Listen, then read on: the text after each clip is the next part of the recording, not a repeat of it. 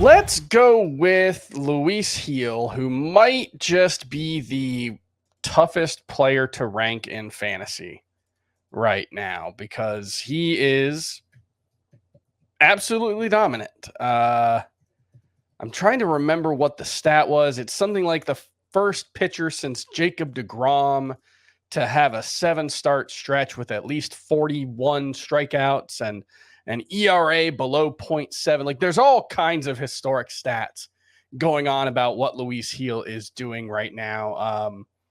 I wrote about him earlier this week as a sell high candidate. He went out and shoved yet again. I still don't know where to rank, right? Like there are multiple ways you can approach rankings. You could do what we do here at CBS Sports Fantasy Baseball Today, where we try to rank for the rest of the season. Or you can do just, here's how I rank the pitchers right now. That's what like Nick Pollock at Pitcher List does. I think he releases a weekly ranking. These are my pitcher rankings for right now. If you were doing that, is Luis Gil a top 10 pitcher right now? Probably.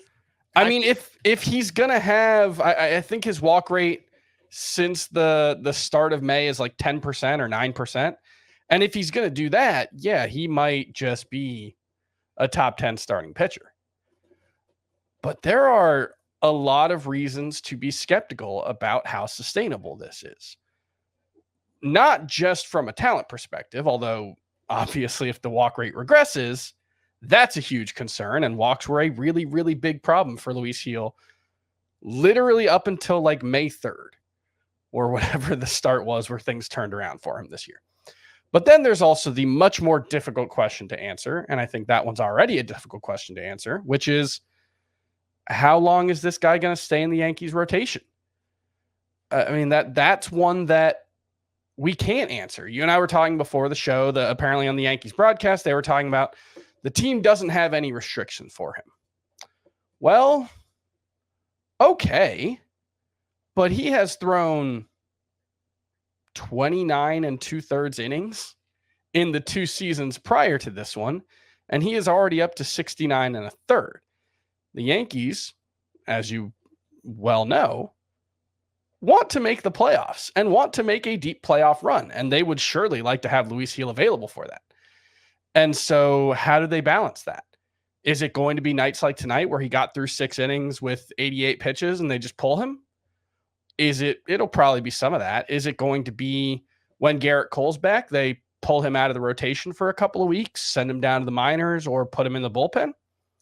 Do they move him to the bullpen full time at some point?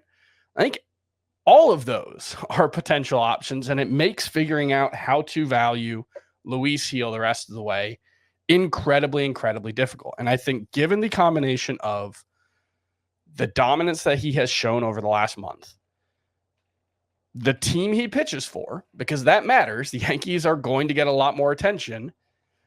I do think Luis Gil is a fairly obvious sell high candidate. He has a 178 BABIP this season as well. So it's not like even the level of production is sustainable. There's going to be some regression there as well.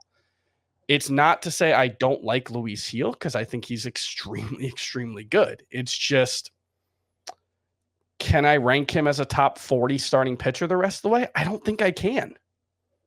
That's what I was just thinking. I was looking at my rankings and trying to figure out where is Luis Gil going to move up after this start. And I think he's got to be inside the top 40. I mean, some names that I have right around there include Kikuchi, who's taken a bit of a step back recently. Tanner Bybee's been better, but it's been an up and down season.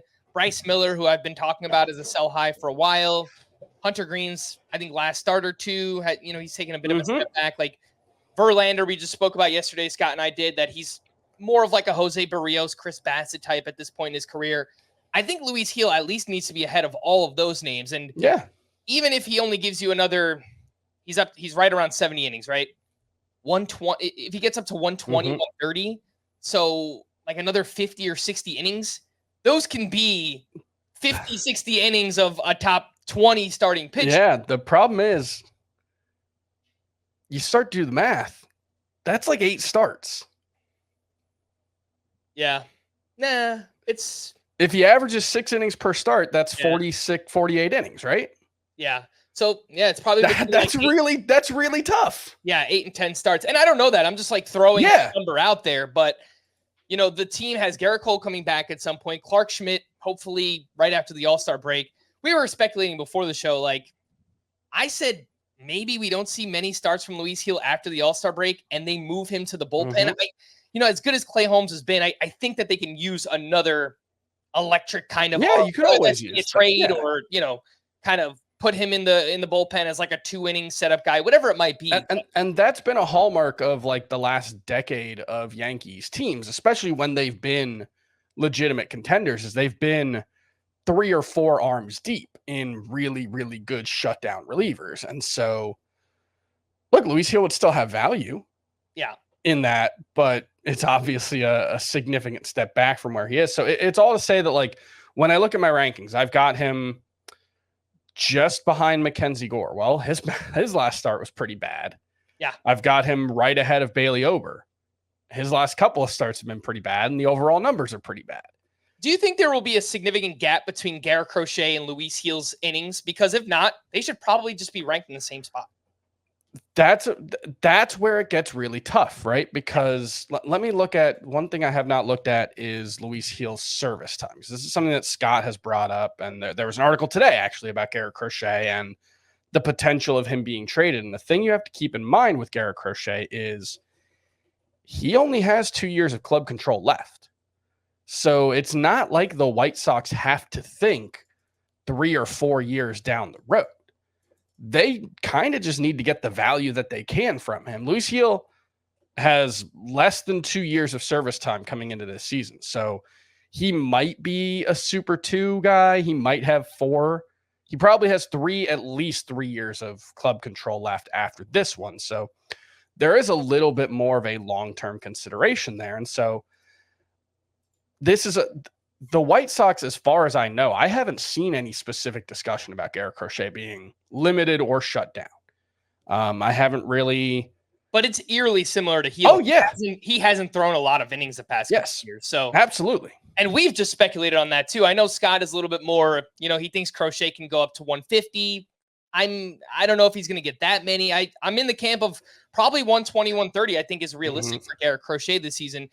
To put a bow on this Luis Gil conversation, I know we've talked about him a lot recently. He's just a really confounding player for fantasy. I don't think you need to just sell. If you're going to sell Luis Gil, you have to get proper value in return. What is that? A hitter who's underperforming, who was drafted in the top 5 or 6 rounds, at least? I don't know that I would go any lower than that, because then I feel, even if I'm only getting 50 to 60 more innings, those might be 50 to 60 incredible innings. Ace caliber innings. So I need to get good fair value for Luis Gil. Don't just sell him. And I think you said something similar about Crochet, where if you're not going to get fair value, just stick it out and, reap all of the benefits that come with having a pitcher that good. So I think that's kind of where we're at right now on Luis Gil. He's going to move inside of my top 40 starting pitchers, but someone who is incredibly hard to rank rest of season for fantasy.